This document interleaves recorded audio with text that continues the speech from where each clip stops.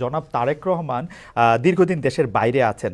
আমরা দেখেছি যে 5ই আগস্টে ক্ষমতার পট পরিবর্তনের পরে শেখ হাসিনা পালিয়ে যাওয়ার পরে তিনি ভার্চুয়ালি একটি জায়গায় তার পরদিনই ভার্চুয়াল বক্তব্য দিয়েছিলেন, বিভিন্ন অনুষ্ঠানে অনলাইনে সক্রিয় থাকছেন, বক্তৃতা দিচ্ছেন।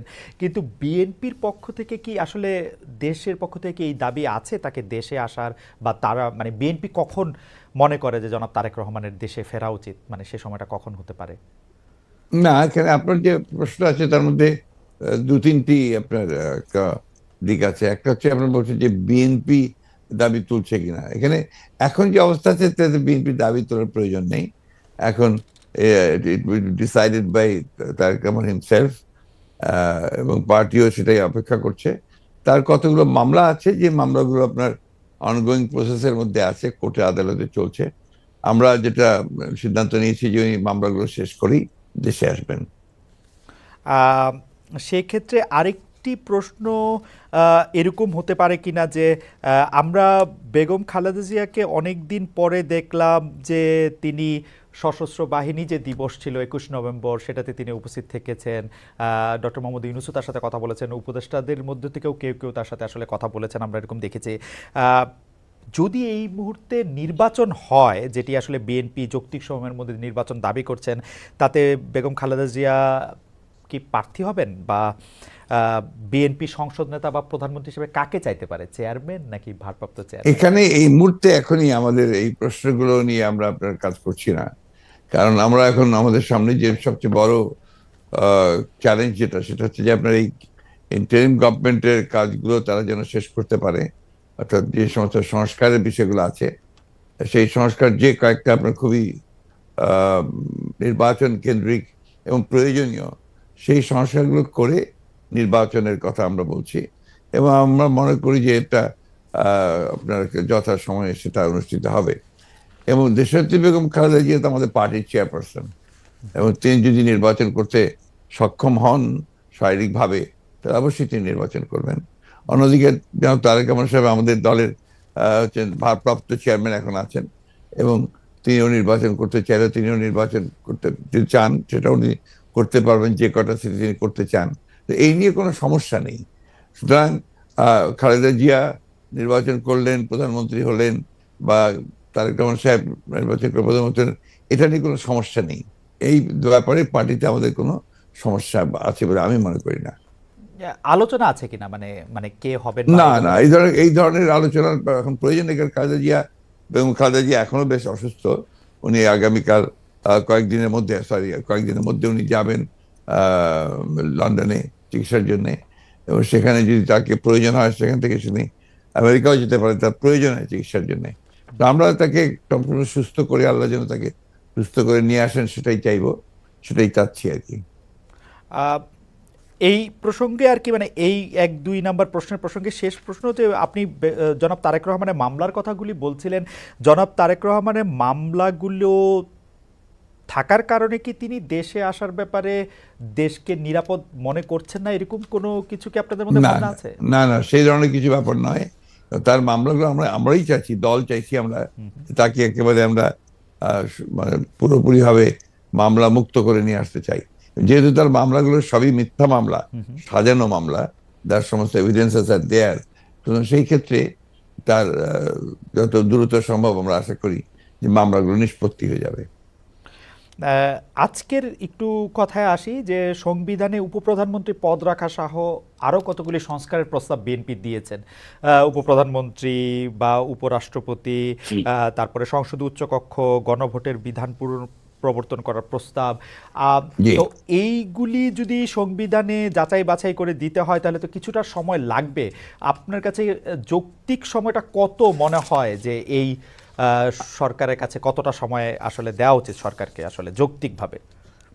আমরা এখন পর্যন্ত কোনো সময় বেঁধে দিইনি। এবং আমরা যেহেতু মনে করছি যে যে সরকার কাজ করছেন, এবং ইতিমধ্যে কমিটিগুলো হয়েছে, আপনার কমিশনগুলো হয়েছে, কমিশনগুলো তারা দ্রুততার সঙ্গে কাজ করছেন। এবং আমরা আশা করি যে যত দ্রুত সম্ভব তারা করতে পারবেন। এটা তাদের উপর নির্ভর করবে যে তারা কখন নির্বাচনটা দিতে পারছেন। আম, আপনারা কোনো টাইম ফ্রেম, টাইম না, লাইন? আমরা কোনো টাইম ফ্রেম দেইনি। আমরা যেটা বলেছি যে একটা, যেটা আপনার লজিক্যাল, সেই সময়টুকু নিয়ে তারা করবেন। কেউ কেউ এরকম ইঙ্গিত করছেন যে বিএনপি আসলে এই মুহূর্তে নির্বাচনের জন্য আসলে চাপ দিতে চাচ্ছে সরকারকে, চাপ দিচ্ছে, তার ফলে সরকার একটু আনস্টেবল হচ্ছে। এইটা কি ঠিক? আবার অন্যদিকে সরকারের একটা জায়গা থেকে মনে হচ্ছে যে সরকার 2 বছর 4 বছর, হঠাৎ করে ডক্টর ইউনূস একটা 4 বছরের কথা বলাতে সেটা নিয়েও একটা বিভ্রান্তি তৈরি হয়েছে। আপনি আমাদের এটাকে কিভাবে দেখেন? আমি দেখি একটু ভিন্নভাবে। জি। এটা দেখি যে আমাদের দেশের মিডিয়া বা আপনারাই যারা মিডিয়াতে কাজ করেন, আপনারা সাথে স্পেকুলেশন করেন, এবং স্পেকুলেশন করলে এটা আপনাদের হয়তো বা খুব ভালোরা হয়, কিন্তু আমাদের জন্য আমরা এই ব্যাপারটাতে আমি ব্যক্তিগতভাবে খুব বেশি আগ্রহী নই। কারণ আমরা এই আপনি যে কথাগুলো বললেন তার একটার সঙ্গে কোনো বাস্তবতার মিল নেই, এবং আমরা সেই ধরনের কোনো চিন্তা করছি না বা সে ধরনের ঘটছেও না। এবং আমি এখন পর্যন্ত দেখিনি যে আপনার সরকার, যারা ইন্টারিম গভর্নমেন্ট আছেন তারা বেশি সময় থাকতে চান, 4 বছর থাকতে চান। কথাগুলো সেভাবে আসেনি, এগুলো আপনার মিসরিপ্রেজেন্টেড হয়েছে মিডিয়াতে। আর দ্বিতীয়ত আমরা যেটা বলছি, আমরা বলছি যে আমরা চাই যে আপনার একটা যৌক্তিক সময়ের মধ্যে সংস্কারগুলো হয়ে গেলে আমরা অবশ্যই নির্বাচনে যেতে চাই। আপনারা যৌক্তিক সময়টা, মানে হ্যাঁ আমাদের দোষ আছে জনাব মির্জা ফখরুল ইসলাম আলমগীর, আমরা ঠিকই, আমি দোষের কথা বলছি না, মানে মানে আমি মিডিয়ার কথা বলছি না, আমাদের কথা বলছি যে মিডিয়া আপনার স্পেকুলেট করেন, স্পেকুলেশন মিডিয়া করতেই পারে, কিন্তু আমরা যেটা বাস্তবতা আমি আপনাকে সেটাই বলছি। না মানে আপনি যদি অনুমতি দেন আমাদের অবস্থাটা আমরা একটু বলি, যে আমাদের কাছে মনে হচ্ছে যে নির্বাচন সংস্কার মানে কিছু বলা হচ্ছে যে কিছু যৌক্তিক সংস্কার করে যদি নির্বাচনটা না দেওয়া হয় তাহলে বিএনপি যখন ক্ষমতায় আসবে বা অন্য কেউ যখন ক্ষমতায় আসবে তারাও আসলে একই সরকারের সমান ফেসিস্ট হতে পারে, গত সরকারের সমান। তো সেইটা চিন্তা করে তাদেরকে সংস্কারের কথা বলা হচ্ছে। আমি এটার সঙ্গে একেবারেই একমত নই। আমি ঘোরতর আপত্তি জানাচ্ছি, তীব্র প্রতিবাদ জানাচ্ছি। বিএনপির সঙ্গে ফ্যাসিস্ট আওয়ামী লীগের তুলনা করার কোনো কারণই থাকতে পারে না। কারণ বিএনপি ইজ এ পার্টি, যে দলটা বহুদলীয় গণতন্ত্র নিয়ে এসেছে। আওয়ামী লীগ একদলীয় শাসন ব্যবস্থা 22 সালে ছিল, আমরা বহুদলীয় গণতন্ত্র নিয়ে এসেছি। আমরা সংসদীয় গণতন্ত্র নিয়ে এসেছি, ম্যাডাম জিয়া নিয়ে এসেছেন। আমরা তত্ত্বাবধায়ক সরকার বিধান পাশ করেছি পার্লামেন্টে, এবং আমাদের কাছে ফ্যাসিস্ট আবার এখন পর্যন্ত তো প্রশ্নই উঠতে পারে না। আমাদের যে পার্টির স্ট্রাকচার, আমরা যে কাজ করেছি সেগুলো সমস্ত গণতন্ত্রের পক্ষে গেছে, এবং 14 বছর লড়াই করেছি তো ফ্যাসিস্ট হওয়ার জন্য নয়, গণতন্ত্রকে প্রতিষ্ঠা করবার জন্য। সুতরাং এই কথাগুলো যখন বলা হয় তখন এই কথাগুলো আমার কাছে মনে হয় যেটা আপনার শুধুমাত্র হয় কথার কথা বলার জন্য বলা হয়, অথবা বিএনপিকে আপনার ছোট করে খাটো করে দেখানোর চেষ্টা করা হয়। কিন্তু এইখানে তো পাশাপাশি আরো দুইটা সত্য আছে। একটা সত্য হচ্ছে যে বিএনপিও তো আসলে ক্ষমতায় ভারসাম্যের কথা বলছে, এবং সেই ক্ষমতায় ভারসাম্যের কথা বলতে গিয়ে এই প্রধানমন্ত্রী, উপপ্রধানমন্ত্রী, রাষ্ট্রপতি, উপরাষ্ট্রপতি জাতীয় সংস্কারের কথা বলছে, এই বিষয়টি যেমন আছে। এবং বিএনপিও রাষ্ট্র ক্ষমতায় ছিল, তখনও বিএনপিতে আসলে ক্ষমতার ভারসাম্য আছে কিনা সেটা নিয়ে প্রশ্ন উঠেছে। আবার আপনি যদি আমাকে অনুমতি দেন আমি বলবো যে বিএনপির একজন খুব গুরুত্বপূর্ণ শীর্ষস্থানীয় নেতা জনাব মওদুদ আহমেদ, আমি তাকে কোট করছি, তিনি লিখেছিলেন, আমরা ক্ষমতায় গেলে বিএনপি সাফল্য হবে আরও কম, কারণ দলটি শাসন কৌশলে কোনো উন্নতি হয়নি, দলটিতে নেই কোনো আত্মোপলব্ধি এবং আত্মসংশোধন শব্দ দুটির অস্তিত্ব। অর্থাৎ এরকম কথা কিন্তু আছে। মওদুদ আহমেদের কথাই যে আপনার চূড়ান্ত কথা তা তো নয়। জি, মওদুদ আহমেদ তার দৃষ্টিকোণ থেকে তিনি ওই কথাগুলো বলেছেন। আমি তো মনে করি যে কথাগুলো সঠিক নয়। বিএনপি একটা পার্টি, যে পার্টিটা আপনাকে গণতন্ত্রকে রিইন্ট্রোডিউস করেছে, মাল্টি পার্টি সিস্টেম ইন্ট্রোডিউস করেছে, যেটা আগে আমি বললাম, আর রিপিট করতে চাই না। তো বিএনপিকে ওই দলের সঙ্গে বা দলের সঙ্গে তুলনা করাটাকে আমি মনে করি এটা একটা সঠিক তো নয়। আমি মনে করি এটা একটা উদ্দেশ্য প্রণোদিত। আচ্ছা, আরেকটি ব্যাপার, সেটি হচ্ছে আমার আগেকার প্রশ্নের সাথে সম্পর্কিত, যে গণ অভ্যুত্থানের মুখে শেখ হাসিনার দেশ ছেড়ে পলায়ন, আওয়ামী লীগের নিষ্ক্রিয়তা এক ধরনের, মানে আওয়ামী লীগ দেশের রাজনৈতিক প্রেক্ষাপট থেকে বাদ হয়ে গেছে। কেউ কেউ আমাদের মিডিয়ার ভাষায় কেউ কেউ বলছেন যে একটা -1 হয়ে গেছে। অন্তর্বর্তী সরকারকে নিয়ে কোনো -2 সংখ্যা কি আছে? কেন এই প্রশ্নটি উঠছে সেটিও আমি বলি, যেটা কিছুটা আপনি আগেই প্রশ্ন করেছেন, যে আওয়ামী লীগ আমলে কিন্তু আমরা দেখেছিলাম যে বেগম খালেদা জিয়ার চিকিৎসার জন্য বারবার বলা হচ্ছিল, কিন্তু 3.5 মাস পরেও বেগম জিয়া এখনও দেশে আছেন, তারেক রহমান সাহেব এখনও দেশে ফিরেন নাই। তো এইটার ক্ষেত্রে কি -2 কোনো আশঙ্কা আপনাদের মধ্যে রয়েছে কিনা অন্তর্বর্তী সরকারকে নিয়ে? এই -2 তো এসেছিল আপনার 1/11-এ। এখন আপনার এই -2 কোনো সমস্যা নেই। কারণ হচ্ছে যে আমরা আগেই বলেছি, আমি গতকাল একটা ইন্টারভিউতে বলেছি যে বিএনপিকে এখন আর কেউ মাইনাস করতে পারবে না। এগুলো এক। দুই নম্বর হচ্ছে, আওয়ামী লীগ যদি নিজেরা মাইনাস হয়ে গিয়ে থাকে তো সেটা তো আওয়ামী লীগ হয়েছে, কারণ সে তো দেশেই নাই, তার নেত্রী পালিয়ে গেছে। সুতরাং আপনার এই জায়গাতে তো তারা নিজেই চলে গেছে। এখানে একটা জিনিস আমাদের সবসময় মনে রাখতে হবে, যে রাজনৈতিক দলটি পলিটিক্যালি ব্যাংক্রাফ্ট হয়ে যায়। আওয়ামী লীগ তো এখন আসলে পলিটিক্যালি ব্যাংক্রাফ্ট একটা রাজনৈতিক দল। আমি আগে থেকে বলছিলাম কথাটা আর কি। তার কোনো রাজনীতি নেই। সে ক্ষমতাকে এমন ভাবে ব্যবহার করেছে তাদের ব্যক্তিগত স্বার্থে, শুধু দলীয় স্বার্থে না, প্রত্যেকের ব্যক্তিগত স্বার্থে। They have minted money like anything. দেশকে তারা একেবারে ফোকলা করে দিয়েছে, এবং সেই দেশকে ফোকলা করে দিয়ে পালিয়ে গেছে, এবং এটা জনরোষে পালিয়েছে। নর্থদের যে কোনো মিলিটারি কু বা কিছু হয়েছে, পিপলস রেট, জনরোষ, সেই রোষে তাকে পালিয়ে জীবন বাঁচাতে পালিয়ে যেতে বাধ্য হয়েছে। এই বিষয়গুলো আমাদের মাথায় রাখতে হবে। আমরা কোনো মতেই যেন চেষ্টা না করি এটাকে কোনো মতে খাটো করা। দ্য ফ্যাসিস্ট আওয়ামী রেজিম এতে বাধ্য হয়েছে দেশ থেকে পালিয়ে যেতে জনরোষে। ওকে, গত 15 বছরে আওয়ামী লীগের শাসনকে যে ফেসিবাদী বলা হচ্ছে এবং তার যে পালিয়ে যাওয়াটা, যেটি আসলে আপনি এখন বর্ণনাও করলেন, দুর্নীতি, তারপরে নানা ধরনের নানা কারণে, কিন্তু তার পেছনে আপনাদের আমলে যে 20 বছর আগে 21 আগস্টে গ্রেনেড হামলা, বিচারকদের বয়স বাড়িয়ে তত্ত্বাবধায়ক সরকারকে প্রশ্নবিদ্ধ করার মাধ্যমে শেখ হাসিনাকে কর্তৃত্ববাদী শাসনের দিকে নিয়ে যাওয়া, এ নিয়েও আসলে নানা ধরনের আলোচনা আছে। এই দুটি ঘটনা যদি হাইন্ডসাইট আপনি একটু দেখেন, যে মানে যেগুলি হচ্ছে ক্রাইমের ঘটনা, অর্থাৎ হচ্ছে 21 আগস্টের গ্রেনেড হামলা, 10 ট্রাক অস্ত্র, আবার অন্যদিকে তত্ত্বাবধায়ক সরকার ব্যবস্থাটাকে একটা এরকম জায়গায় নিয়ে যাওয়া, এই দুটিকে আপনি আপনার মূল্যায়ন আমরা একটু শুনতে চাই। যে দুটি আপনার 21শে আগস্টের যে ঘটনা, এই ঘটনার সঙ্গে বিএনপিকে জড়িত করা এবং বিশেষ করে তারেক রহমান সাহেবকে জড়িত করা, এটা পুরোপুরি ভাবেই রাজনৈতিক উদ্দেশ্য প্রণোদিত। এটা কোনো মতেই বিএনপি এর সঙ্গে জড়িত তো নয়ই, বরঞ্চ আমি মনে করি যারা বিএনপিকে শত্রু হিসেবে চেনে তারা জড়িত, এবং এখানে বেনিফিশিয়ারি কারা হয়েছে সেই বিষয়টা আমাদেরকে অবশ্যই লক্ষ্য রাখতে হবে। 21শে আগস্টের হয়তো মামলায় who was the beneficiary? Beneficiary was Awami League. কারণ বিএনপি ক্ষমতায় থেকে সে এমন কোনো ঘটনা ঘটাবে কেন যে ঘটনাটা তার বিপক্ষে যাবে? এটা গেল 1 নম্বর। আর আপনি যে প্রসিডিংস গুলো দেখেন সমস্ত, আপনি তো একসময় বিচার বিভাগের মানুষ ছিলেন, দেখবেন যে তারেক সাহেবকে এখানে জড়িত করা হয়েছে 4টা আপনার আইও চেঞ্জ করার পরে।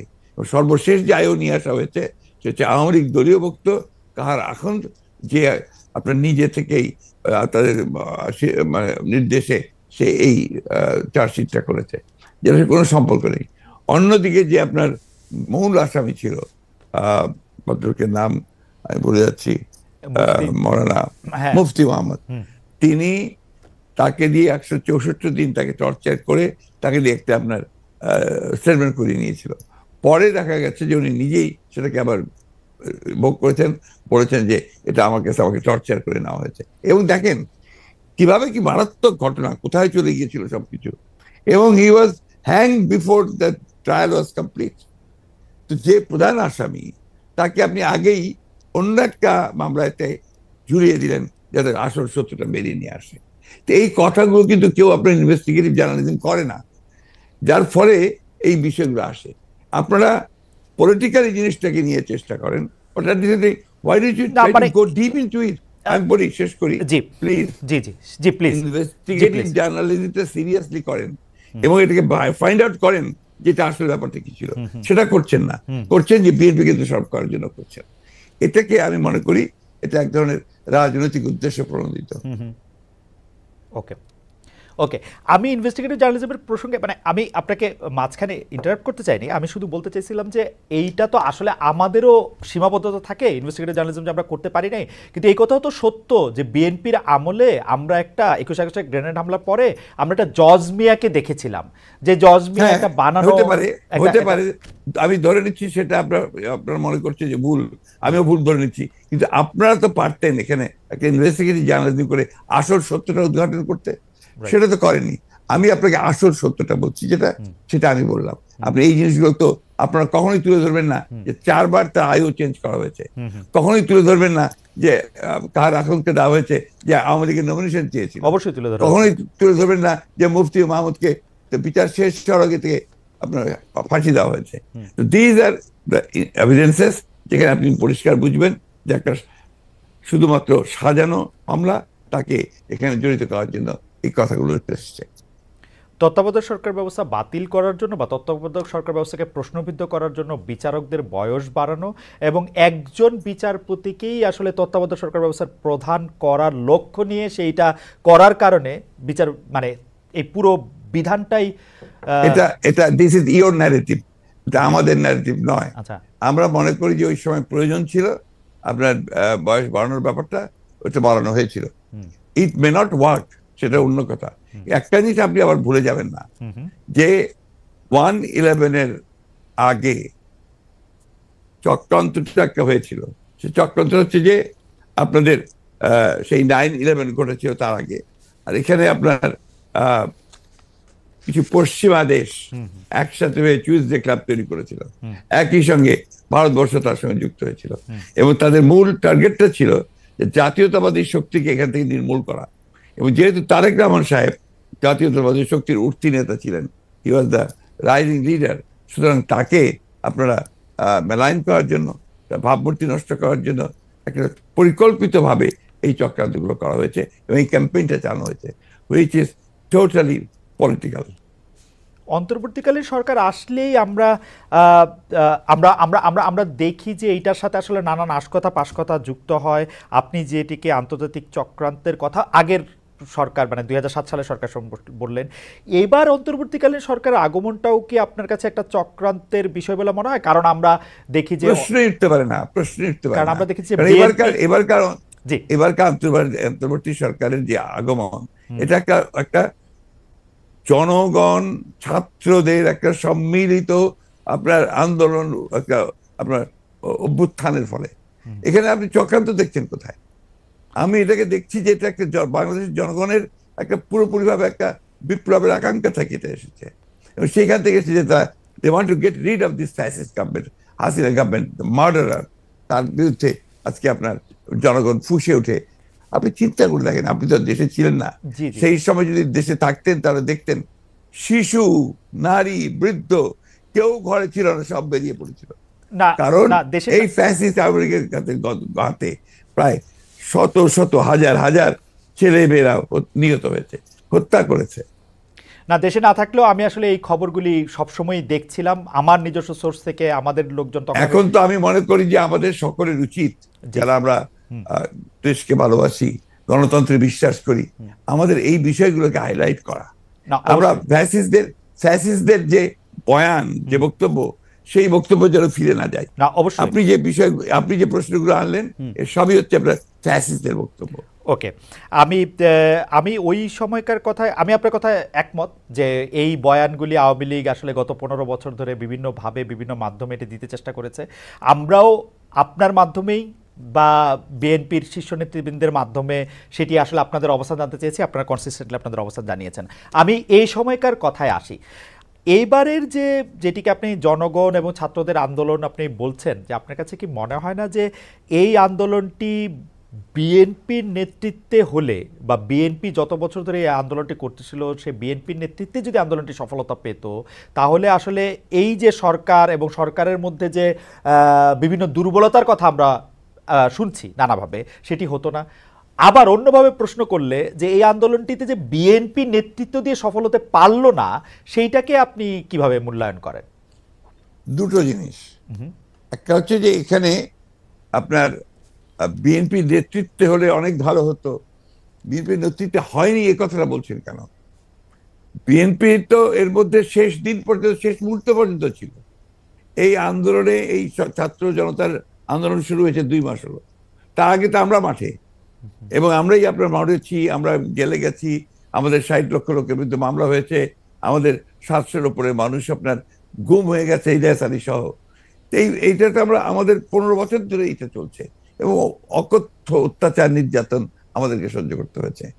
এবং ছাত্ররা যখন এসছে, তখন আপনার তারা যে প্রথমে কোটা আন্দোলন, তারপরে সেই হত্যা, পরে সাথে সাথে তারা আপনার এক দফা আন্দোলনে গেছে। We have given total support to them.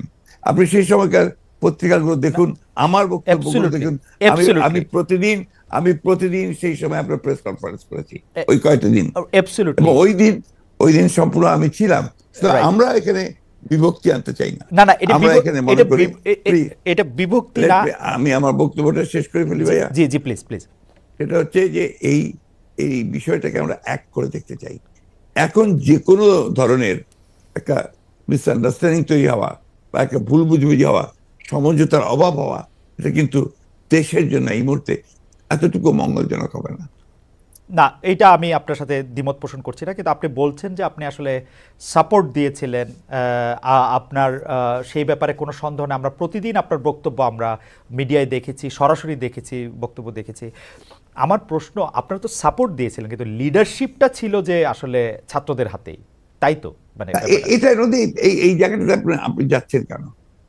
আমরা তো লিডারশিপ, এখানকার লিডারশিপটা আমরা ক্লেম করিনি। আমরা কি ক্লেম করেছি যে আমরা শেষ মুহূর্তের লিডারশিপটা আমরা দিয়েছি? একটা ক্লেম করেছি, করিনি তো। ওটা যাচ্ছেন কেন? আমরা বলছি যে ছাত্ররা শেষ মুহূর্তে, যে আমি তো আমার বক্তব্য বলেছি যে গোল আমরা তৈরি করে দিয়েছি, কিকটা করেছে ছাত্ররা। ওকে, আমরা সেটা বারবার বলেছি যে এটা মাঠের মধ্যে বল তৈরি করে দিয়ে গোলের সামনে নিয়ে এসেছি আমরা, তারা কিক করেছে, সেইভাবে ফ্যাসিলিটির কাছে। একটা পয়েন্ট, আপনার কাছে কি মনে হয় যে ওই সময় যে সরকারটি গঠিত হলো, অর্থাৎ শেখ হাসিনা পালিয়ে যাওয়ার পরে যে সরকারটি গঠিত হলো, সেই সরকারটি গঠনের পরে যে সেই সরকারে কি আপনাদেরও থাকা উচিত ছিল? আপনার মনে হয় এরকম যে মানে এটা একটি জাতীয় সরকার? না না, আমি প্রায় এই ব্যাপারে আমি খুব পরিষ্কার কথা বলি যে আমরা এই সরকারে থাকতে চাইনি। কারণ আমরা মনে করেছি যে যে মূল বিষয়টা যেটা থাকবে সেটাকে আপনার নিরপেক্ষ, নির্দলীয় হলে সব দিক দিয়ে ভালো হবে। সেই কারণেই আমরা ওইভাবে কোনো পলিটিক্যাল গভর্নমেন্টের সময় আসুক সেটা নিয়ে আমরা কোনো কথা বলিনি, বরঞ্চ আমরা এই গভর্নমেন্টকে তৈরি করার ব্যাপারে আমরা সহযোগিতা করেছি। নির্দলীয় নিরপেক্ষ থাকুক সেটি আপনারা চেয়েছেন। এই প্রশ্নতে পরে আসছে, ডক্টর মোহাম্মদ ইউনূস এই সরকারের প্রধান হবেন, এটি বাছাই কি আপনাদের ভূমিকা ছিল? অবশ্যই আমরা সবাই মিলিত আমার কথা বলেছি, ছাত্ররা বলেছে, কারণ আমাদের সামনে অপশন তো খুব কম ছিল যে কয়জন ব্যক্তি সারা দেশে সর্বজনপ্রিয় হবে অথবা আপনার সকলের কাছে গ্রহণযোগ্য হবে, সেটা তার মধ্যে doctor Yunus definitely number one. ইতিহাসের খাতিরে একটু জানতে চাইছি, was he the only option? No, not necessarily only option, but he was the number one option. এবং আপনাদের মাধ্যমেই সেটা টেবলড হয়েছিল? ডেফিনেটলি, ওরা ছাত্ররাও করেছে, দিয়েছে, আমরাও দিয়েছি। ওকে, এখন যখন ব্যাপারটা এরকম দাঁড়ায় যে অনেক ক্ষেত্রে আপনি শুনেন যে সরকারের পক্ষ থেকে বিএনপির অনেক সমালোচনা করা হয়, এবং কেউ কেউ এরকম বলতে চেষ্টা করেন যে বিএনপি কোনো কোনো ক্ষেত্রে আওয়ামী লীগের সাথে মিলেও আসলে এই সরকারকে একটু চাপে রাখতে চায়। সেই ব্যাপারটাকে তাহলে আপনি আসলে কিভাবে দেখেন? কারণ আপনি দেখুন, আমি খুব খুশি হতাম আপনি যদি মোর পলিটিক্যাল সাইডগুলোতে যেতেন। জি, আপনি এমন কতগুলো ব্যাপার নিয়ে আসছেন যে বিষয়গুলো কিন্তু আপনার, আমি মনে করি যে এই মুহূর্তে এই দেশের জন্য এই বিষয়গুলো খুব একটা ইম্পর্টেন্ট না, বরঞ্চ ক্ষতিকর। ওকে, আমি খুব কিছু ক্যাটেগরিক্যালি বলতে চাই আপনাকে যে এখন আমাদের সামনে যে বিষয়টা সবচেয়ে বড় প্রয়োজন সেটা হচ্ছে যে একদম পিসফুল ট্রানজিশন টু ডেমোক্রেসি। এটা হচ্ছে সবচেয়ে বড় প্রয়োজন। তার জন্য যে সংস্কারগুলো করা দরকার, সেই সংস্কার করার জন্য সময়টুকু নেওয়া। আমরা ওই দিকে যেতে পারলে আমরা মনে করি যে জাতির যে চ্যালেঞ্জ মোকাবেলা করছে সেটাকে বহুলাংশে সম্ভব হবে আপনার নেওয়া, একই সঙ্গে আমরা সামনের দিকে এগিয়ে যেতে পারবো। তাহলে কি আপনি সংস্কার নিয়ে একটু কথা বলবেন? কিন্তু আমি আসলে সংস্কার নিয়ে যখন কথা বলতে চাই তখন তো আসলে একটা টাইমলাইন আমার জানতে হবে যে আসলে আপনার সংস্কার আপনার জানতে হবে, কিন্তু আমি তো দিতে নাও পারি। জি জি জি জি, সেটি আপনার জানাটা তো আমার কাছে খুব বেশি ইম্পর্টেন্ট না। ওকে, তাইলে আপনার কাছে ইম্পর্টেন্ট এখন হচ্ছে যে মানে কোনটা, যে এই সরকার? আমার কাছে আমি খুব পরিষ্কার করে বলেছি, আমি মনে হয় যে আমি কোনো অস্পষ্ট নেই। আমি বলেছি যে এই সরকার যে সংস্কারের কাজে হাত দিয়েছে সেই সংস্কারগুলো যারা দ্রুত শেষ করবে, এবং সেটা স্পষ্ট করে বলাও আছে আমাদের যে একটা সুষ্ঠু অবাধ নির্বাচনের জন্য যেটুকু প্রয়োজন সেটুকু করেই তারা যাবে, এটা আমাদের বক্তব্য। কিন্তু তাদের মূল যে 6টা কমিশন তারা করেছে সেই 6টা যত দ্রুত করতে পারে আমরা মনে করি সেটা দ্রুতই করে নিয়ে যাওয়া সম্ভব। এটা কোনো ব্যারিয়ার না, নো ব্যারিয়ার। ওকে, আপনি কি মনে করেন যে নির্বাচন সুষ্ঠু করার জন্য সংবিধানে উপপ্রধানপতি, উপরাষ্ট্রপতি, দুইবারের বেশি প্রধানমন্ত্রী না হওয়া, সংসদ উচ্চকক্ষ, এগুলি খুব গুরুত্বপূর্ণ? মানে এগুলি না না, আপনি আপনি জিনিসটা ব্যাখ্যাটা বোধহয় আমার মনে হয় যে আপনি আপনার মতো করে দিচ্ছেন। ব্যাখ্যা দিচ্ছেন। আমরা যেটা সবাই সবাই আমরা যেটা লক্ষ্য করেছি সেটা আমরা দেখেছি যে আপনার বাংলাদেশের যে রাষ্ট্র কাঠামো, যেটা বারবার পরিবর্তন হয়েছে ৭২ সাল থেকে আপনার কিছুদিন আগে পর্যন্ত শেখ হাসিনা সেটাকে আপনার তছনছ করে দিয়েছে। এটাকে একটা স্ট্রাকচার আনা দরকার।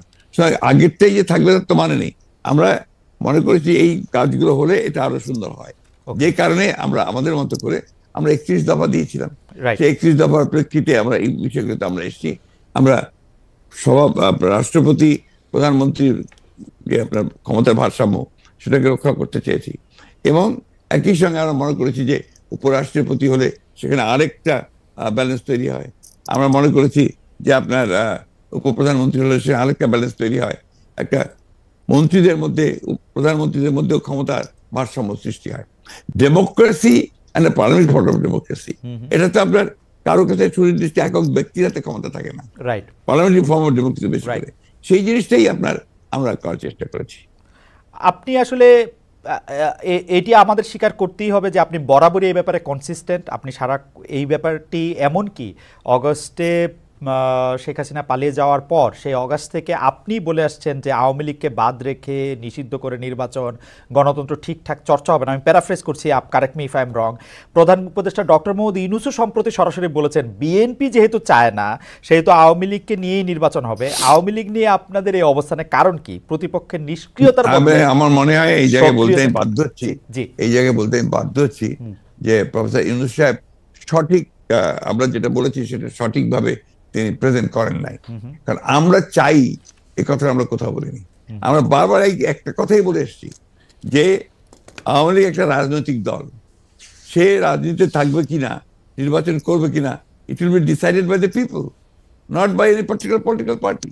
আমি একটা রাজনৈতিক দল, আওয়ামী লীগ একটা রাজনৈতিক দল। সুতরাং আমি মনে করি এটা আমাদের জন্য শোভনীয় নয়, শালীন নয় যে আরেকটা দল থাকবে কি থাকবে সেই সম্পর্কে কমেন্ট করা। ওকে, পরিষ্কার। নির্বাচনেই সিদ্ধান্ত হবে যে আওয়ামী লীগ থাকবে কি থাকবে না। তাহলে হচ্ছে যে আপনাদের সাথে এইটা নিয়ে ডক্টর ইউনূসের আসলে সেই অর্থে কথা হয় না। আপনি বললেন যে সেটা আসলে হয়তো ওনার কাছে ভুল উপস্থাপন করা হয়েছে বা উনি ভুল বুঝেছেন। আমি জানি না উনি কিভাবে বলেছেন, এটা ওনার বক্তব্য, কিন্তু আমরা এই ধরনের কোনো বক্তব্য দেইনি। দর্শকদের মধ্যে অনেকেই একটি প্রশ্ন করছেন, একটু একটু যেটি হচ্ছে যে আপনি গত 15 বছরের, বা যদি আমি বলি যে শেষ 7-8 বছরে আপনি অনেক বেশি যার সাথে মাঠের রাজনীতিতে আপনার কথার লড়াই হয়েছে, সে ওবায়দুল কাদের সাহেব একবার বলেছিলেন যে আপনার বাসায় গিয়ে উঠবেন এবং উনি এখন কোথায় আছেন সেটি জানেন না। আপনি জানেন কিনা এটি কেউ কেউ জানতে চাইছেন। আপনার কাছে আশ্রয় চেয়েছিলেন কিনা তিনি, আর কি প্রশ্নটা অনেকটা। আমি এই ধরনের প্রশ্নের উত্তর দেই না। ওকে, এটাকে আমি মনে করি যে রাজনীতিটা এটা খুব ইম্পর্টেন্ট না।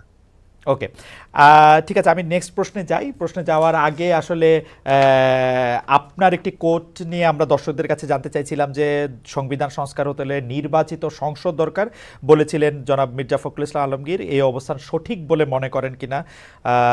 এই অবস্থান সঠিক বলে মনে করছেন শতকরা 35% দর্শক, শতকরা 65% দর্শক মনে করছেন যে এই অবস্থান সঠিক নয়। 75,000 দর্শকের মধ্যে ভোট দিয়েছেন। আপনি এটি নিয়ে মন্তব্য করলেও করতে পারেন। অনেকেই মনে করছেন যে আগে সংস্কার হওয়া উচিত, পরে নির্বাচন হওয়া উচিত। এই ব্যাপারটিতে কি আপনার কাছে মনে হয় যে এটিতে আসলে কোন একটা রেফারেন্ডাম দেওয়া উচিত, বা এটি আসলে?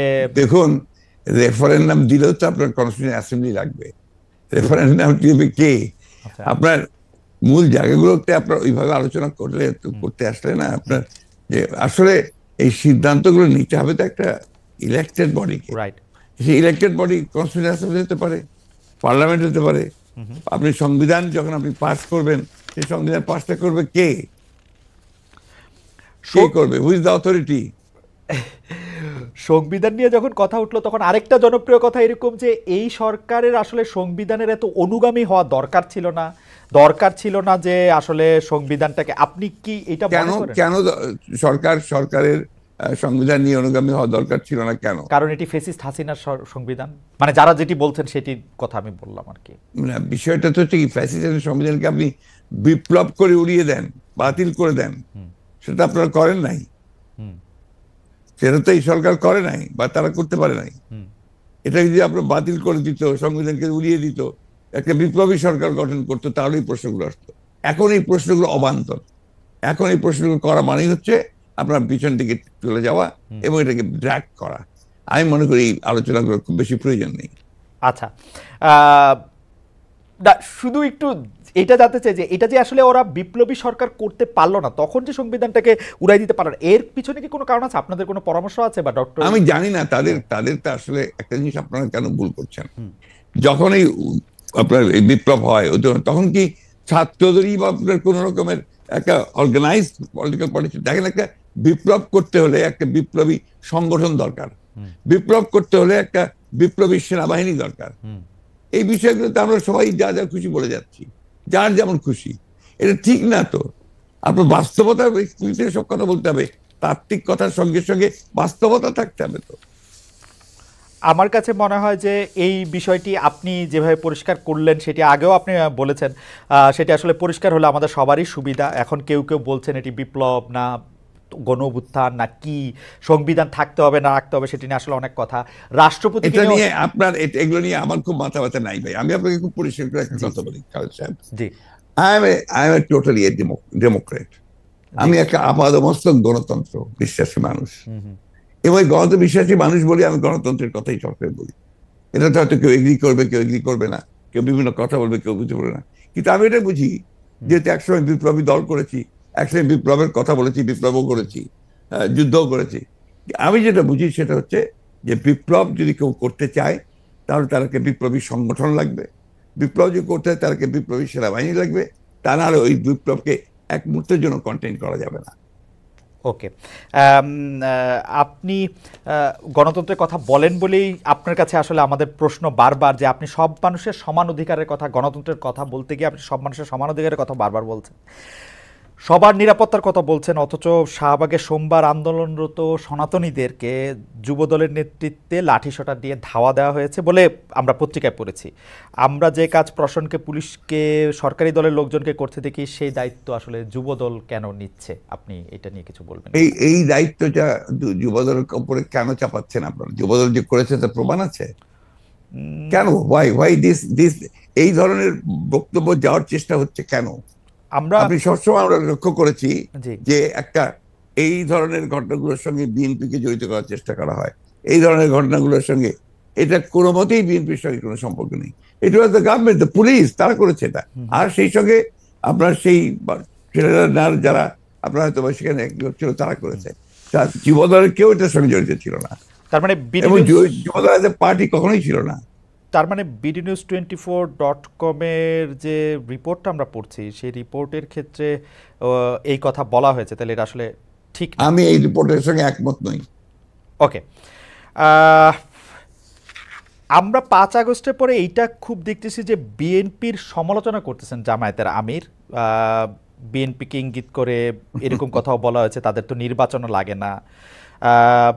আওয়ামী লীগ ইতিমধ্যে যা দখল করেছিল, আওয়ামী লীগ ফুটপাত থেকে শুরু করে সব বিএনপি দখল করে নিয়েছে, যা আওয়ামী লীগ 15 বছর সাজিয়েছিল তা দখল করে নিয়েছে, 80% দখল করে নিয়েছে, ইত্যাদি ইত্যাদি। এই ব্যাপারটাকে আসলে পলিটিক্যালি আপনি কিভাবে দেখছেন? যে মানে আসলে মানে আমি পলিটিক্যালি ভাই ভিন্নভাবে দেখি। আমি ব্যক্তিগত আমি খুব পজিটিভ মানুষ, আর আমি আপনার ঠিক ওই নিন্দুকের পর্যায়ে পড়ি না ব্যক্তিগতভাবে। মেবি আমার পলিটিশিয়ান হিসেবে দুর্বলতা হতে পারে। আমি প্রত্যেকটা জিনিসকে আপনার সামনে ফরওয়ার্ড লুকিং দেখতে চাই এবং একটা পজিটিভ ভাবে দেখতে চাই। তো সেই কারণেই আপনার জামাত ইসলাম কি বললো না বললো, কবে কি বলেছে না বলেছে, এগুলো আমি খুব বেশি দেখি না। আপনাকে আমি সত্য কথা বলছি। আমি মনে করি যে জামাত ইসলাম আমাদের সঙ্গে ইতিপূর্বে ফ্যাসিস্ট বিরোধী আন্দোলন করেছে, ছিল। তারা যদি, আমরা যুগপৎ আন্দোলন করেছি, তারা যদি আমাদের সঙ্গে আবারও থাকে এবং করে, তখন আমরা সেগুলো চিন্তা করে দেখবো যে তাদের সঙ্গে আমরা কাজ করতে পারবো কি পারবো না। তো জামাত ইসলামের সঙ্গে এই যে একটা বিরোধ সৃষ্টি করার চেষ্টা, বা অন্যান্য দলগুলোর সঙ্গে বিরোধ সৃষ্টি করার চেষ্টা, গণতান্ত্রিক দলগুলোর সঙ্গে বিরোধ সৃষ্টি করার চেষ্টা, এটাকে আমি মনে করি এটা বোধহয় গণতন্ত্রের জন্য খুব শুভ নয়। আমরা এটি দেখেছিলাম যে এই শেখ হাসিনা সরকারের সময়ও আপনি সব সময় সব রাজনৈতিক দলের সাথে সংলাপ, আলোচনা, কথাবার্তা প্রাধান্য দিয়েছেন। যারাই আপনার কাছে এসেছেন বা যারাই আপনাদের সাথে কথা বলতে চেয়েছেন তাদের সাথে কি ধরেন আমরা এক ধরনের নাগরিক ঐক্য দেখেছিলাম, মানে নাগরিক ঐক্যকে আমরা একসাথে দেখেছিলাম। আমরা দেখেছিলাম যে ডক্টর কামাল হোসেনের দলের সাথেও আপনাদের একটা ওই ঐক্যগুলির বা ওই রাজনৈতিক দলগুলির সাথে বিএনপির কথাবার্তা বা প্ল্যাটফর্মটা এখন কেমন? মানে আমি আর নাম না খুবই বললাম। খুবই খুবই ভালো। জি আমাদের প্রত্যেকটি দলের সঙ্গে প্রত্যেকেরই আপনার অত্যন্ত একটা চমৎকার একটা আপনার যোগাযোগ আছে। যেহেতু আপনার এখন সময়টা ভিন্নভাবে যাচ্ছে, আমরা নিজেদের কাজ করার চেষ্টা করছি। আন্দোলন যেহেতু নাই, যুগপৎ আন্দোলনের বিষয়টা নেই, but we are in touch always. আজকে তো মোস্তফা মসির মন্ত্রীর সঙ্গে আমার কথা হয়েছে।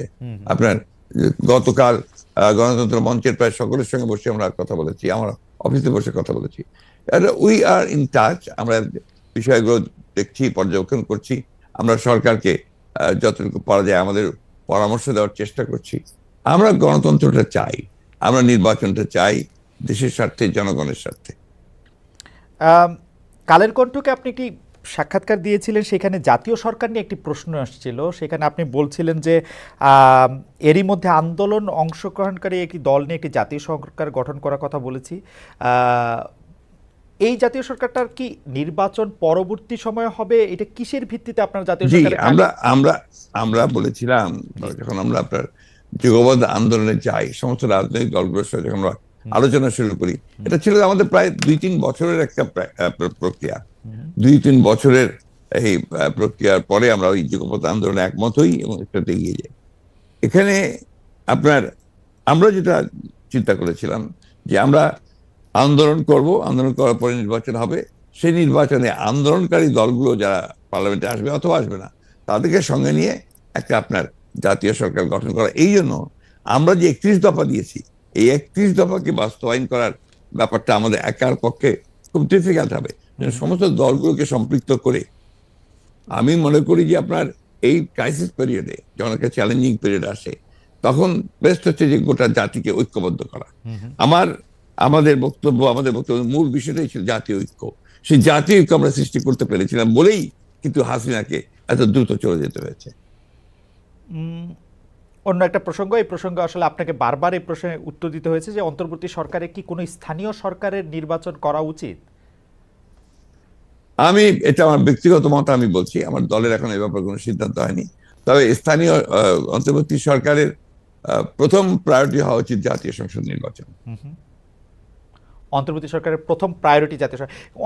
মানে অনেক ক্ষেত্রে বলা হচ্ছে যে নির্বাচিত প্রতিনিধি না থাকার কারণে অনেক সমস্যা হচ্ছে, তৃণমূলে অনেক ঝামেলা হচ্ছে। সেটি এর চেয়ে সবচেয়ে বড় সমস্যা তো হচ্ছে পার্লামেন্ট নেই। আচ্ছা, পার্লামেন্ট না থাকলে যে সমস্যা হয় সেটা সবার আগে। এবং পলিটিক্যাল ক্রাইসিস যেটা হচ্ছে দেশে, ইকোনমিক ক্রাইসিস, তার সবকিছুর মূলেই হচ্ছে আপনার দেয়ার ইজ নো পার্লামেন্ট। পার্লামেন্টটা তো একটা শুধু পার্লামেন্ট না, এটা তো দেশের অর্থনীতি, রাজনীতি, সমাজনীতি, স্বাস্থ্য, শিক্ষা সবগুলোকেই তারা একটা পলিসির মধ্যে আনে, নিয়ন্ত্রণের মধ্যে আনে। তো সেই বিষয়টা আমরা সবার আগে দরকার। নানাভাবে আমি আবার আপনাকে কোট করি, আপনি বলছিলেন যে বিএনপি বিরোধী মনোভাব প্রসঙ্গে যে এটি একটি জাতীয় আন্তর্জাতিক ষড়যন্ত্র। আপনাকে কোট করছি, আপনি বলছেন যে আমরা 111-এর গন্ধ পাচ্ছি, বিরাজনীতিকরণের গন্ধ পাচ্ছি, আমাদের সতর্ক থাকতে হবে, রাজনীতি বাদ দিয়ে বাংলাদেশে কিছু সম্ভব না। আপনার সেই শঙ্কা কি বাড়ছে না?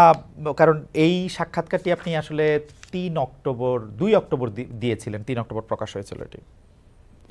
আমি এটা বলেছি এবং তখন খুব কনসিয়াসলি বলেছি। এবং এখনো যদি আমি মনে করি যে সে ধরনের কোনো আশঙ্কা আমি মনে করছি, তাহলে আবার বলবো। কারণ বাংলাদেশের অতীত অভিজ্ঞতা যেটা রয়েছে, যে আপনার এই ধরনের সময়গুলোতে এক্সট্রা আপনার যে ডিপলিটাইজেশনে যারা বিশ্বাস করে, তার সামনের দিকে এগিয়ে আসে, and they create problem for the peaceful transition to democracy. এই কারণেই আমরা সবসময় এটা সজাগ থাকি, সতর্ক করি এবং এই বিষয়গুলো জনগণের সামনে তুলে ধরি। উপদেষ্টা পরিষদে কারা থাকবেন, কারা অন্তর্ভুক্ত হবেন, সেই ক্ষেত্রে আমরা এটি শুনতে পেয়েছি যে এই সরকার সবসময় আপনাদের মতামত চাইছে। তো না, লেট মি ভেরি প্রথম যে কমিটি যখন গঠন হয় তখন আমাদের কিছু প্রস্তাব ছিল, পরামর্শ ছিল, তার সবগুলো হয়েছে তাও না। কিন্তু পরবর্তীকালে আর কোনো উপদেষ্টার আপনার ইনক্লুশন বা এক্সক্লুশন এটার সঙ্গে আমাদের কোনো সম্পর্ক নাই, এবং আমাদেরকে কোনো জিজ্ঞাসাও কেউ করেনি, করার প্রয়োজন হয়নি। অর্থনৈতিক ক্ষেত্রে এই মুহূর্তে অনেকেই বলছেন যে এই সরকারের অনেক সিদ্ধান্তের ক্ষেত্রে অর্থনীতিটাকে চালিয়ে নিয়ে যাওয়ার জন্য, জাতীয় অর্থনীতি ঠিক রাখার জন্য অনেক সিদ্ধান্তের ক্ষেত্রে অনেক দোদুল্যমনতা দেখা যাচ্ছে। আবার কেউ কেউ বলছেন যে এটি ভালো করছে। আপনার মূল্যায়ন একটু শুনতে চাই, যে বাংলাদেশ ব্যাংকের জায়গায় অনেকে বলছেন গভর্নর ভালো করছেন অর্থ, আবার অনেকে বলছেন যে না, এটা আসলে কোথাও যাচ্ছে না। না, ভালো ভালো হচ্ছে আমরা মনে করি, আমার কথা নয়, আমরা আপনার বিভিন্নভাবে যে শুনতে পাই, তাতে বাংলাদেশ ব্যাংক এবং ফিনান্স মিনিস্ট্রি এরা আপাতত এখন পর্যন্ত এই যে একেবারে ধ্বংসস্তূপ, হাসিনা তো শেষ করে দিয়েছে ভাই। এই বিষয়গুলো আমরা কেউ বারবার বলি না কেন? Why did you say these things again and again? She has destroyed the entire political structure and the economic structure, এবং লুট করে শেষ করে নিয়ে গেছে। চিন্তা করতে পারেন যে একটা দেশ থেকে যদি 2,00,000 কোটি ডলার লোপাট করে নিয়ে যাওয়া হয়, তার কি থাকে? সেটাই তারা করেছে এখানে। তো সেখান থেকে টেনে তুলতে, এই ধ্বংস থেকে টেনে তুলতে এই 3 মাস কি enough time? In no way. সুতরাং we must give them time, we must give them support, এবং পরামর্শ দিতে হবে। তাতে করে আমি তো মনে হচ্ছে যে কিছুটা ইমপ্রুভ অবশ্যই করেছে। শেখ হাসিনা যে বাংলাদেশের অনেকগুলি গুরুত্বপূর্ণ প্রতিষ্ঠান, বা বলতে গেলে প্রায় সবগুলি গুরুত্বপূর্ণ প্রতিষ্ঠানকে ধ্বংস করেছেন এবং প্রতিষ্ঠান ধ্বংস করে নিজে বড় হতে চেয়েছেন, সেটি নিয়ে আমার অন্ততপক্ষে কোনো দ্বিধা বা মানে আমার কোনো দ্বিমত নাই। আপনার এই বক্তব্যের সাথে একমত। এটি আমি বারবার বলতেও চাই। এইটি বলতে আমি তখনও বলতে আমি কখনো দ্বিধা করি না, এখনো আমি বলতে এটি দ্বিধা করি না। কিন্তু প্রশ্ন হচ্ছে যে মানে প্রতিষ্ঠান ধ্বংস করার ক্ষেত্রে আমি যেগুলি প্রতিষ্ঠান বলি, আমি আরো পরিষ্কার করে বলতে চাই যে বিচার বিভাগ, প্রশাসন, শাসন, সংসদ, প্রেস, মানে যেগুলি ক্ষেত্রে আসলে রাষ্ট্র দাঁড়িয়ে থাকে স্তম্ভ বলে, মানে ওই প্রত্যেকটি প্রতিষ্ঠানের, নির্বাচন কমিশন, এগুলি ধ্বংস এই আগের সরকারের আমলে সম্পূর্ণভাবে মানে ধ্বংসপ্রাপ্ত হয়েছে, যে মানে বাংলাদেশ ব্যাংক। কিন্তু আমার প্রশ্ন হচ্ছে যে 2,00,000 কোটি টাকার কথাটা আপনি শুধু বলছেন না, অনেক অর্থনীতি বলছেন, আমাদেরকে সেই ধ্বংসস্তূপ থেকে হয়তো আমরা রেহাই পাবো না, কিন্তু আমরা কি কংক্রিট এভিডেন্স পাচ্ছি সে আসলে 2,00,000 কোটি টাকা কোথায় গেল, কে নিয়ে গেল, কার কাছে গেল? না, নিশ্চয়ই ওই তো কাজ তো করছেন এখন, এত দ্রুত তো হবে না আপনার। অলরেডি তো দেবপ্রিয় ভট্টাচার্যের যে একটা কমিটি করা হয়েছে, তারা কাজ করছেন, এটার উপরে ইনভেস্টিগেশন হচ্ছে, কিছু কিছু বেরিয়েও আসছে কে কোথায় গেছে, কোন দিন গেছে। এগুলো তো একটা সময় লাগবে তো পুরো জিনিসটা করতে, but things are coming out. আপনাদের মিডিয়াই আপনারা দেখাচ্ছেন, এগুলো মিডিয়াই আপনারা বের করে নিয়ে আসছেন। আপনি কি বাংলাদেশের মিডিয়া বা আমরা যেগুলি দেখাচ্ছি সেই সব কথাগুলি আপনি আসলে ফ্যাক্ট হিসাবেই সবসময় নিতে পারছেন কিনা? কারণ অনেকে বলছেন যে শেখ হাসিনা সবাই যেমন চাপ ছিল, এখন অনেকে চাপ আছে। কোনো চাপ নেই, এগুলো ভুল কথা। যারা এগুলো বলে তারা আপনার নিজের দায় এড়ানোর জন্য বলে। আমি যতটুকু লক্ষ্য করি, আমি যখন আপনার সাংবাদিক ভাইদের সঙ্গে কথা বলি, আমি তো দেখি যে তাদের উপরে কোনো চাপ নেই, কোনো চাপ। প্রবলেমটা হচ্ছে অন্য জায়গায়। প্রবলেমটা হচ্ছে যে এখানে যে স্ট্রাকচারটা, মিডিয়ার যে স্ট্রাকচার গড়ে উঠেছে, এটা আপনার কর্পোরেট হাউস বেসড, এবং এখানে বেশিরভাগ কর্পোরেট হাউসের যারা ছিলেন তারা আপনার আগের সরকারের সঙ্গে তাদের অত্যন্ত ঘনিষ্ঠ সম্পর্ক ছিল ব্যবসাগত কারণে। ফলে ওই জায়গাটা তো এখনো শেষ হয়ে যায়নি, ওখানে কিছু কিছু সমস্যা আছে। এবং এই ফ্যাসিস্টের সঙ্গে যারা কাজ করেছেন, যারা তাদেরকে তারা দোষর হিসাবে কাজ করেছেন, দে আর স্টিল দেয়ার। শুধু আপনি ওই জায়গাটা তো পরিষ্কার হয়নি পুরোপুরি, ইট উইল টেক টাইম। ব্যাপারটা কোনো দলের না, কিন্তু ব্যাপারটা হচ্ছে ফ্যাসিজম, এটা আমাদের মাথায় রাখতে হবে। ব্যাপারটা হচ্ছে অ্যান্টি ডেমোক্রেসি। এই বিষয়গুলো আমাদের রাখতে হবে। এখন বলছে আমার anti the rights of the people, anti the voting rights of the people, human rights এর বিরুদ্ধে। এই বিষয়টা একদিকে, আর গণতন্ত্র একদিকে। না, গণতন্ত্রের কথা মানে আপনার সাথে কথা বলার একটা সুবিধা হলো যে আপনি পলিটিশিয়ান হলো, আপনি গণতন্ত্রে যেহেতু বিশ্বাসী মানুষ, সেহেতু আপনি কি আসলে এই যে 3 মাস, 100 দিন, 105 দিন এই সরকার বা সরকারের যারা সমর্থক আছেন তাদের আচার আচরণ আপনার কাছে মানে গণতন্ত্রের নম্বরের খাতায় মানে আপনি কত দিবেন? মানে এটাকে মানে যেহেতু তারা এই প্রশ্নটা আমাকে আপনার বণিক বার্তার সম্পাদক সাহেব করেছিলেন। জি, আমি তাকে উত্তর দিয়েছি যে আমি আগে শিক্ষকতা করতাম, তখন আপনার খাতা দেখতাম, স্কোর করতাম। এখন তো আপনি পলিটিক্সে, এখন তো আপনি স্কোর আমি সেভাবে দেই না, আমি স্কোর দেই জনগণের রায়ের ভিত্তিতে। আচ্ছা, মানুষ ভোট দিয়ে কোন রায় দিচ্ছে, দ্যাট ইজ মাই স্কোর, আমি সেটা দেখি। আমি মনে করি যে একটা আনফর্চুনেটলি কনসার্টেড ক্যাম্পেইন আর এফোর্ট যে এই সরকারকে হেয় প্রতিপন্ন করা, তাদেরকে ছোট করে খাটো করে দেখানো, এটা একটা আছে একটা সাইড থেকে, একটা কর্নার থেকে। এটা তো মারাত্মক। এই সরকারকে আমাদেরকে সহযোগিতা করতে হবে, তাদেরকে আমাদের সফল করার চেষ্টা করতে হবে। ভুল ত্রুটি তো থাকবেই, তারা তো আপনার অভিজ্ঞ, একেবারে রাজনীতি অভিজ্ঞ, রাষ্ট্রপ্রচার সবাই যে অভিজ্ঞ তা তো না, but they have the intention to do good. তারা ভালো করতে চায়, লেট আস সাপোর্ট দেম। আমাদের ছেলেরা এসছে এগিয়ে, তাদেরকে আমাকে সমর্থন করতে হবে, এটা বাস্তবতা। কেন সবসময় নেগেটিভ দেখবো? Let us see it positively. না, এটা খুবই ইন্টারেস্টিং জনাব মির্জা ফখরুল ইসলাম আলমগীর। আমরা আপনাকে ধরেন আপনাকে নিয়ে আমি যত কাগজপত্র, রেকর্ডিং, ভিডিও সব দেখতে বসছি, তখন বিএনপির সবগুলি নিয়ে আমার কাছে মনে হচ্ছিল যে আপনারা আসলে এই সরকারকে আর সময় দিতে চান না। যেমন আমি এই সরকারকে আর সময় দিতে চাই না, আমি মনে করি এই মুহূর্তে নির্বাচন হওয়া উচিত, আমার কাছে গণতন্ত্র শেষ কথা। কিন্তু আপনার কথা শুনে মনে হচ্ছে যে আপনি আসলে যৌক্তিক সময় দিতে চান, এবং যৌক্তিক সময়টা আসলে কতদিন সেটাও আপনি বলতে চান না, সেটা আসলে 3 বছরও হইতে পারে। তো এটা একটা মানে না না, ভুল কথা। আপনি আবার যে বলেন 3 বছর হতে পারে, 3 বছর কখনোই যৌক্তিক সময় নাই। এবং আপনার আমি যৌক্তিক কথাটা আপনার ব্যাখ্যাটাকে আমরা সঠিকভাবে নিতে হবে। একটা অর্থাৎ একটা এই যে সংস্কার, কয়েকটা কথা আমি বলেছি, সংস্কার তো শেষ হয়ে যাচ্ছে 30 ডিসেম্বরের মধ্যে, নভেম্বরের মধ্যে সাবমিট করবে, 31 ডিসেম্বরের মধ্যে সমস্ত চূড়ান্ত সাবমিট হবে, তারপরে আলোচনা হবে, তারপরে আমার তো মনে হয় এটা খুব বেশি সময় লাগার কথা নয়। কিন্তু তারা একটি নতুন ভোটার তালিকা করতে চাচ্ছে, নতুন ভোটার তালিকা করলে তো এটা তো সময় লাগবে আসলে সংস্কার। খুব বেশি সময় লাগার কথা না তো। নতুন ভোটার তালিকাও যদি করতে চায় তাও বেশি সময় লাগার কথা না। আর ভোটার তালিকা করতে নিয়ম আছে, সেই নিয়মে করলে তো কোনো সময় লাগবে না। উপদেষ্টাদের মধ্যে কেউ কেউ আমাকে বলেছেন যে শুধু ভোটার তালিকা করতেই আজকে যদি শুরু করে তাহলে 9 মাস লাগবে। যদি কেউ বলে থাকে, আমি বলবো যে নির্বাচন সম্পর্কে তার খুব ভালো ধারণা আছে বলে আমার কাছে মনে হয় না। আচ্ছা, তাহলে আপনি মনে করেন যে যৌক্তিক সময়টার মধ্যে থেকে থাকলে, আমি আর আপনাকে টাইম ফ্রেমটা জানতে চাই না, যদিও আমার জানতে খুবই ইচ্ছা করছে যে আপনার মাথায় কোনো একটা তারিখ আছে কিনা। যেমন কেউ কেউ বলছে যে 2025-এর মধ্যেই আসলে নির্বাচনটা হয়ে যাওয়া উচিত। আমার কাছে অবশ্য মনে হয় যে নির্বাচনটা 2025-এর মধ্যে হলেও ঘোষণাটা এই মুহূর্তে আসা উচিত যে নির্বাচনটা কবে হবে, একটা রোড ম্যাপ। সেটা তো আমরা বলেছি, আমরা কিন্তু সেটা পাবলিকলি বলেছি, আমরা একটা রোড ম্যাপ চাই। বলেছি যে গভর্নমেন্টের উচিত একটা ইমিডিয়েট একটা রোড ম্যাপ দেওয়া, তারা কবে কি করবেন, এটা তো গভর্নমেন্টের ডিউটি, আমার না। ওকে, আমি কেন বলতে যাবো যে কবে তুমি কি দেবা? গভর্নমেন্ট বলবে যে আমি এতদিনে এতদিন এতদিন এটা দেবো। এই কথাটা আমরা খুব পরিষ্কার করে বলেছি, এটার মধ্যে কোনো কিন্তু গোপনীয়তা নেই।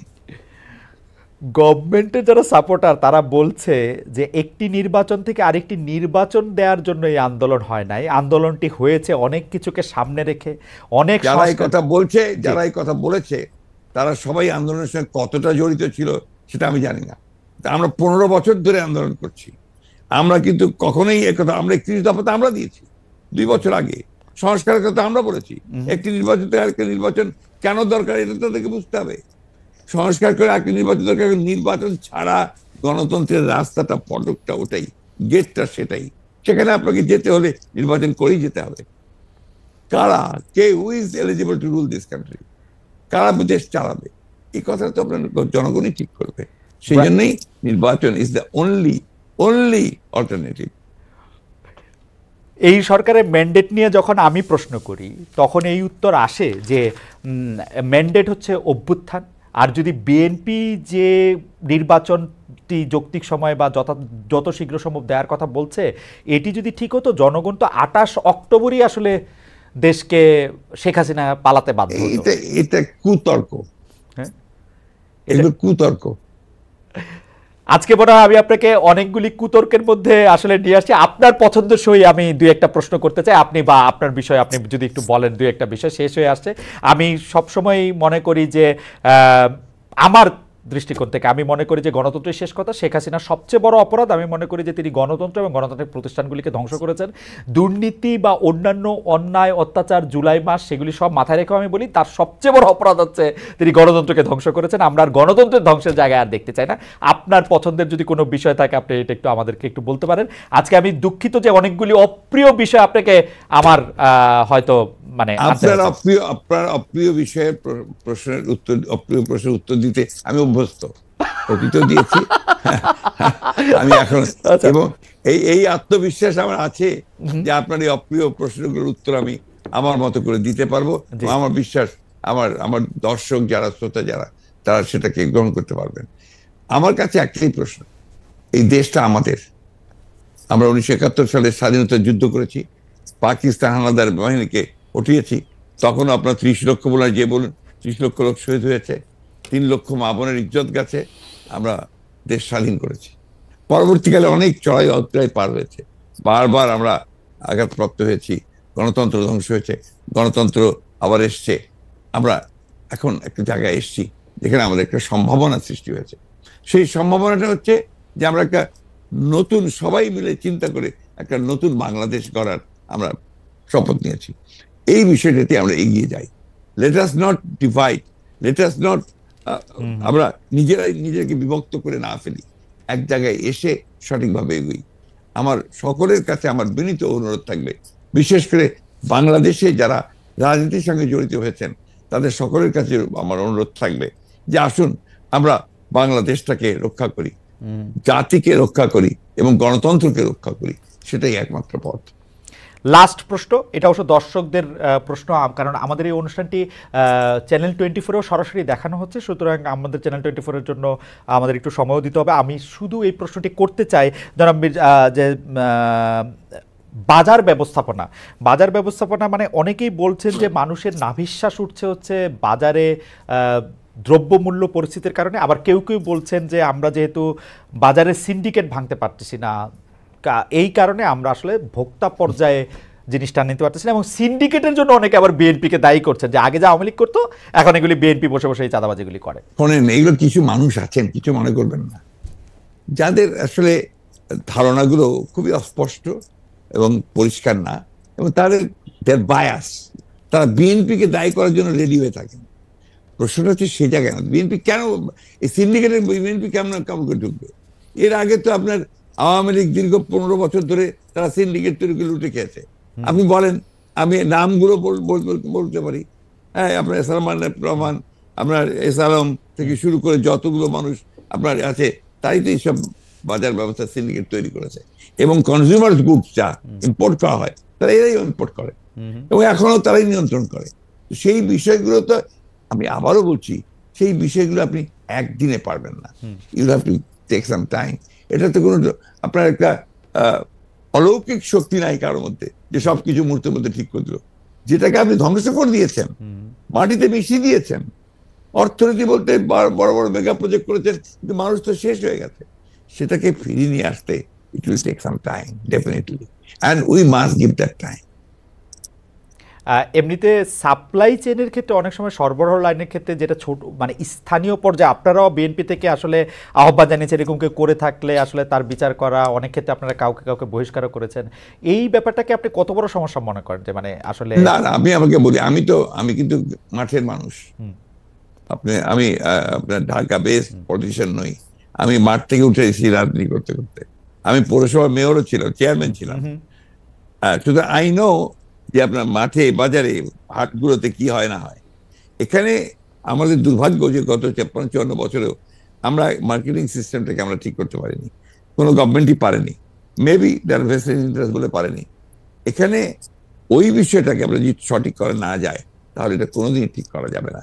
সেটা হচ্ছে যে আপনার যে মার্কেটিং এর মাঝখানে যে সমস্ত আপনার এই যে দালালরা যারা আছে, আপনার যারা ভাগ করে নিয়ে যায়, ভাগ করে টাকাগুলো নিয়ে যায় 4টা 5টা 6টা করে, সেখানে কিন্তু বেরিয়ে আসতে পারলে ওই কৃষক যে দামে বিক্রি করছে সেই দামটা ভোক্তারা পাবে না। That is the problem. সুতরাং এইটা করার জন্যে আপনার সুনির্দিষ্ট প্ল্যানিং দরকার, পরিকল্পনা দরকার এবং সময় দরকার, যেখানে আপনি এটা করা সম্ভব হবে। আপনি জানেন খুব ভালো করেই পৃথিবীর বিভিন্ন দেশে আপনার কোঅপারেটিভস আছে, অ্যাসোসিয়েশনস আছে, আপনার যারা ফার্মার্সদের, যারা আপনার এইসব মার্কেটিং এর সঙ্গে জড়িত হয়। আমাদের এখানে আনফর্চুনেটলি সেই ধরনের সেগুলো কিছু গড়ে ওঠেনি, উঠতে দেয়নি বা ভেস্টেড ইন্টারেস্ট গ্রুপ। এই জায়গাগুলোকে ঠিক করার জন্য ভবিষ্যতে যারা সরকারে আসবেন তারা এটা যেন কাজ করতে পারেন এবং অর্থনীতিবিদরা যেন ওই লক্ষ্যে কাজ করেন, সেটা অত্যন্ত জরুরি ব্যাপার। জনাব মির্জা ফখরুল ইসলাম আলমগীর, আপনাকে অনেক ধন্যবাদ। আপনি আজকে অনেকগুলো বিষয়ের অবতারণা আমরা করেছি, আপনি সবগুলো বিষয়েই আসলে আপনার অবস্থান, দলের অবস্থান চমৎকারভাবে প্রাঞ্জল ভাষায় আপনি বর্ণনা করেছেন। আমাদের দর্শকরা খুব উপভোগ করেছেন, তারা খুবই অ্যাক্টিভ ছিলেন। 14,000-এর মতো দর্শক, কনকারেন্ট ভিউ ছিল আমাদের ইয়েতেই, চ্যানেল 24 নিশ্চয়ই অনেকে দেখেছেন এবং অনেকে অনেক মন্তব্য করেছেন। বেশিরভাগ আপনার সাফল্য কামনা করেছেন, দলের সাফল্য কামনা করেছেন, কেউ কেউ কিছু সমালোচনাও করেছেন। আমরা পলিটিক্সে যখন করি তখন সমালোচনা সহ্য করতে হবে। আপনাকে ঠিকানার পক্ষ থেকে অনেক বেশি ধন্যবাদ এবং কৃতজ্ঞতা জানিয়ে আজকের অনুষ্ঠান শেষ করছি এখানে। আপনাকে অনেক ধন্যবাদ। আসসালামু আলাইকুম। দর্শকদের ধন্যবাদ। জি দর্শক,